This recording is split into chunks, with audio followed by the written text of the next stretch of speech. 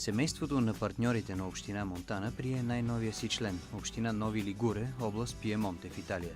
Това стана възможно благодарение на проекта Монтана Бизнес при открити врата.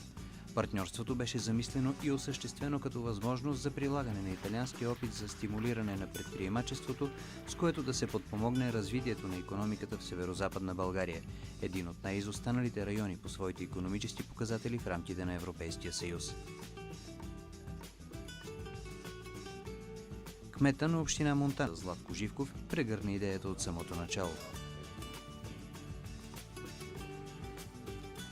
Много интересен е проекта и аз се надявам да бъде много полезен, защото ще представи нещо много традиционно и много истинско, което имат и италианците и ние тук в Монтана. Аз мисля, че такива проекти имат бъдеще за реализиране в област Монтана и това е една работеща и добра практика, доколкото видях от презентирането на проекта. Считам, че той е важен за инвестиране в областта като цяло и за подобряване на благосъстоянието на хората, живеещи в областта. Идеята за проекта Монтана Бизнес при открити врата се роди на базата на изданието Door to Italy, което е част от инициативата Distretto del Novese в областта Пиемонте в Италия. Distretto Novese предлага изключително ценен опит, който можем да пренесем в област Монтана в България. Той обединява усилията на представители на местната власт, туризма, промишлеността, селското стопанство, чиято цел е да извадят на показ най-доброто, с което разполагат, за да привлекат туристи и инвестиции. Това би било невъзможно без комуникация. Разпространението на специално създаденото печатно издание Door to Italy е инструментът, който авторите на социално-икономически експеримент в Нови Лигуре избраха, за да популяризират своята работа и постижения. И тъй като отговорността за изданието на Distretto Novese е моя, аз съм тук, за да споделя своя опит. Distretto Novese е всъщност неформално сдружение на местната власт, местния бизнес, търговската камера и браншовите организации в областта Пиемонте на територията на 10 малки общини около главния град Нови Лигуре. Целта е да се подпомага развитието на микро, малкия и средния бизнес чрез развитие на туризма и свързаните с него услуги.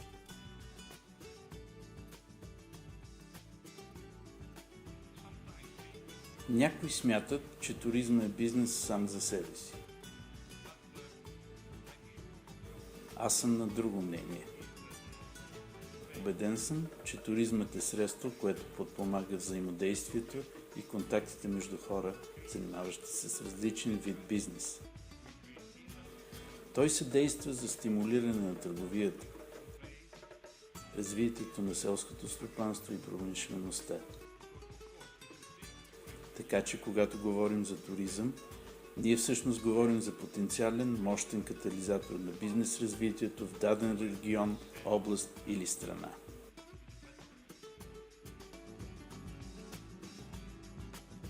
Двете области имат много общи черти и по географско положение, и по природни дадености, и по икономическо развитие, а Distretto Novese е обогатения първообраз на създадения по проекта интернет сайт montana-piemonte.eu, който надхвърля местните граници и служи за връзка между хората от двете общини. Той съдейства за активен обмен на идеи и инициативи и оттам за подобряване на условията за бизнес и социално-икономическата обстановка в двете области.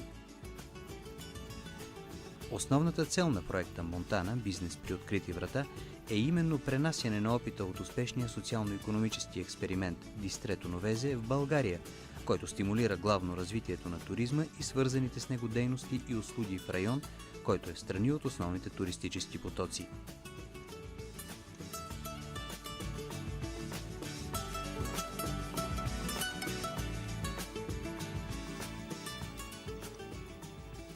Проектът включваше размяна на посещение на делегации от Монтана и Нови Лигуре, в които участваха представители на местните власти и местни предприемачи и провеждане на паралелни социално-икономически проучвания в двете общини. Всичко това, наред с проведените срещи и разговори, допринесоха за взаимното опознаване и пренасяне на иновативните практики на Дистрето Новезе в Монтана. Така проектът Монтана – бизнес при открити врата направи възможно побратимяването на Монтана и Нови Лигуре, с което резултатите в крайна сметка надминаха очакванията за стимулиране на предприемачеството, осъществяване на бизнес контакти, създаване на благоприятни условия за привличане на нови инвестиции и туристи.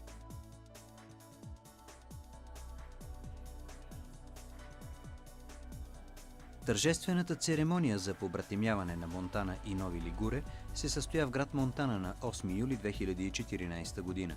Меморандума за разбирателството беше подписан от кмета Златко Живков и Енцо Гарсино, пълномощник на кмета на Нови Лигуре Рокино Молиере.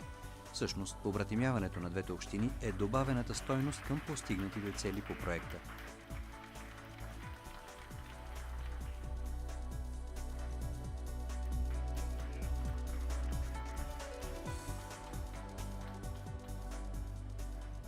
Проектът Монтана – бизнес при открити врата разшири бизнес хоризонтите и създаде условия за представителите на различни бизнеси и браншови организации и местните власти в двете общини в България и Италия да се възползват от опита на своите нови партньори.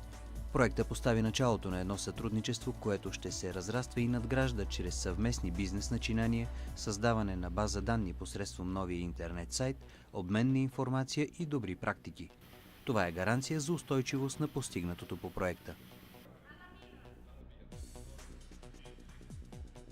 Мисля, че очакванията се оправдаха, даже са леко отгоре. Монтана реализира много проекти, но този беше много интересен и наистина беше при открити врати, защото ни даде възможност за доста повече информация, да се опознаем един друг.